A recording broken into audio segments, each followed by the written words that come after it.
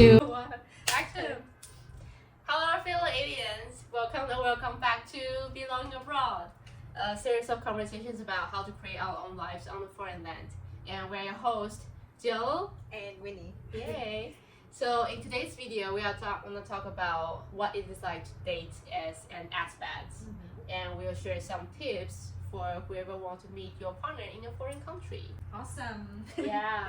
The last video we talked about like dating can't cure our loneliness. Sure. So for whoever is not lonely and who is whole and complete within themselves, who is content with their lives, and who is ready to I date. think for people who have never dated in a foreign country, we hope that this video is going to give you a better idea of what it's going to be like and then how to navigate it. Yes, let's get started with talking about your experience at dating as an expat.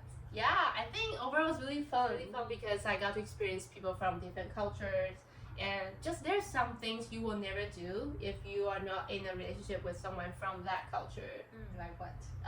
So I was lucky enough to get invited to some those kind of festive dinners, and that's really cool. But not just like cultural things or like food wise, but I think different cultures have different ways of being in a relationship. Like for example, some cultures men will lavish women with lots of gifts and compliments while courting. And I also think that we also have different kind of expectations in terms of partners. If we were brought up in an environment when we see a lot of couples spending a lot of time together, we might come and expect that from our partner here. However, with the cultural differences, people can expect their partner to be, I don't know, like a little bit more independent, and then that could create like an interesting dynamic, I think, in terms of being with each other. Wow, things are going deep here. It is. Yeah, but before going deep later on, I think dating could be also a way of learning a language. Oh, true. Yeah, the most efficient way, right? That is true. Yeah. So you're like tied to the person, you have to talk to them. Exactly. And even with all the fun that we mentioned, I think we still should consider all the challenges because there's always two sides of the coins, good and bad. Exactly. I think for one of the challenges, like the first one could be even just the commitment of being in a relationship or not, because people have these assumptions about aspects. People is that we're gonna just one day tell our partner, hey, I moved to Japan. So they're afraid, oh, maybe this friend just gonna disappear like all of a sudden. I'd love to go to Japan, but on the other side, for people who do not want to do it, I understand totally that they do not want to invest time or money because it's so precious. We do not want to invest heavily or too early for someone who doesn't give us what they really intend to do with this relationship, for sure. But I can see how it can hinder a lot of expats who actually want a committed partner. So what would you think would be the best way to navigate this situation? Yeah, I think of course everything starts with ourselves. So if we are really sure what kind of lifestyle we want, and we need to communicate that with our partner or potential partner. So let's say you really like to travel, you really like just not selling one country. So we talk about it with our potential partner, and if they're aligned with it, and that's great. Perfect match. Perfect match. Yeah, but if it's not, it's fine. I think one thing I've learned is don't change what you want because of a person. I used to do that a lot. I used to just change how I want my life to be because this is the way that my partner wants, but I know eventually I'll regret, and it's not gonna be a good ending. And eventually, maybe at the end of the day, you might become resentful because that's not the life that you wanted. So that's important to know yourself before you are finding a partner. I do want to talk about communication now because I think it's another common obstacle in relationship. And of course, it could be language barriers, but I feel like that could be improved on if we just talk more and practice more with our partner. Yeah. But there are other aspects of communication, right? I think of course we can by talking more to improve our language, but also I think again coming back to our intention, because it's not just like talk more and we can understand more, but we really have to have the mindset of we want to understand. We have to be more patient, especially we are dating people from our culture. Because there are just so many things to consider, the reasons behind what this person said. There's might be some cultural aspects or their family influence can affect their way of expressing their opinions. Absolutely. And I think even for people who speak the same language, sometimes communication is not always the best. Yeah. Like for example, I feel like in the past when I was dating people who spoke the same language as I, the same native language, we didn't have straightforward conversation to solve any problems because I hated conflicts. So I was always trying to avoid having those very difficult situations. And it didn't turn out well until when I moved here. I was being in relationship with people who were more straightforward. And the mindset was not to attack me. I feel like, okay, we have to resolve stuff together. And that's how I changed, I shift my way of seeing conversations or communication in general. And I feel like it actually increased the mutual understanding between both parties as well. That's a huge learning point. That really, like, language can cause us a barrier, but there are always a more comprehension way to express love. Yeah. Are you talking about love languages? Yeah, love languages. Yeah, usually we don't tend to think about non-verbal way to express love. Yeah, that's true. I think because, as you said, things can get lost in translation. So in order to feel like we appreciate our partner, there's like different things that we can do for them. So another point that I think we must also talk about is the cultural differences.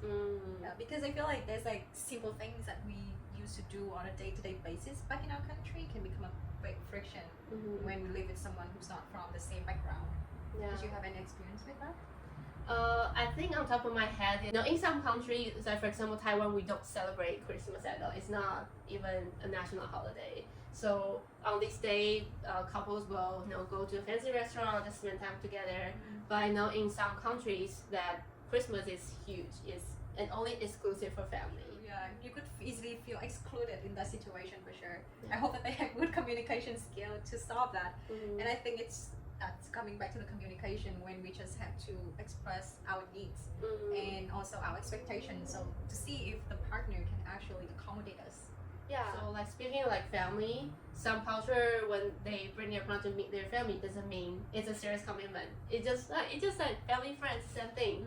But for some culture, well, I'm invited to family dinner, it doesn't mean something. Yeah, that's a big misalignment in terms of expectation in relationship as well. We need to keep in mind is do not assume anything until our partner just verbally say it or confirm what we think. And in addition to that, I think like family has a very strong, impactful yet subtle influence on our relationship.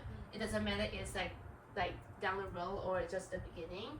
So I think we have to be aware of our own influences, where they come from, and then how we set boundaries and have a clear communication with our partner. I totally agree. I think having good understanding of ourselves is also very important because in the past, my family used to be very disapproval of my partners. And some of it, okay, I agree that they might not be the perfect person, but some of it was more like something fundamental about them that they cannot change. And it actually makes me really sad thinking about it because I do care about my family opinions about my partner as well. But at some point, I learned that I need to separate my own happiness and my family's expectation of my partner because at the end of the day, I have to fulfill my own cups just to feel the happiness that I have with this life or with this person. And even our family don't live next to us, we can still just kind of bring the influence from childhood or something in the past. Other than family, also like society influence. In some society they may have a different stereotype or some different expectations when they see interracial couples. And people from different religions as well. Yeah, exactly. So I think it's just important for us to just like know this is what we want and this is what we choose. Like this is who we choose to be with, and to be responsible of how this gonna pan out. Okay, so finally, here's the tips part. If you're looking forward to this, so I would say for aspects if you first move to a new country, don't feel the rush to I'm gonna find one tonight. Try to just expand your network to build like a friends community, like a foundation. And beyond that, you will be able to meet some like-minded people from like your friend group or hobby groups, and of course there are also dating apps around to use. And I think if you have a type, it's happened to many of us. Try to be more open-minded because you will never know how your person is gonna look like. I totally agree, and that leads us to the second point, which is to get rid of stereotypes. I would think of it as like, for example, my glasses are dirty right now. So how I see the world is going to be through these lenses, and they're dirty, so that I would see people as flawed, even though it was not their fault. They're not even flawed, but it was just how I see them. So first thing first, You have to clean those lenses. Exactly. So stop looking at people through stereotype lenses and just see them as who they are. Because it's actually giving us a chance to live a more fulfilling life, seeing people as better people, and giving the people a chance to show us who they are as well. Yeah, exactly. And as we discussed earlier about the intention we have for ourselves and to the relationship we want, so we ask ourselves, do we want to date another aspect or local people? Do you want to be with someone who loves to share lots of time with their family or not? And or even do we want to be with someone who is fluent in a language that we can communicate with? Yeah. And most importantly, the compatibility. That's really important to look at in even before the relationship starts. And there's a framework called RISES, which comes from Mel Robbins, motivational speaker and a best-selling author who I really admire. R stands for recreational, I stands for intellectual, S stands for spiritual, E stands for emotional, and the last S stands for sexual. So these aspects of compatibility for us to examine before we enter the relationship. And we're gonna include the video of Mel Robbins explain this model in the description box. Awesome. And then the last point that we want to talk about here is just being kind. Yeah. And also forgiving. Because at the end of the day, we are all human beings. And sometimes we learn from smart people reading books, but most of us is through making mistakes. And admitting that we make mistakes all the time can allow us to have bigger empathy and generosity to our partners when they make mistakes, and that would be a good foundation for both of the people to grow together in relationship as well. I love this. This is a great conclusion for our video today. In summary, dating as an aspect is really fun, and it gave me a very unique life experience just to learn what the unconditional and the universal love is. Oh wow, exciting! Yeah.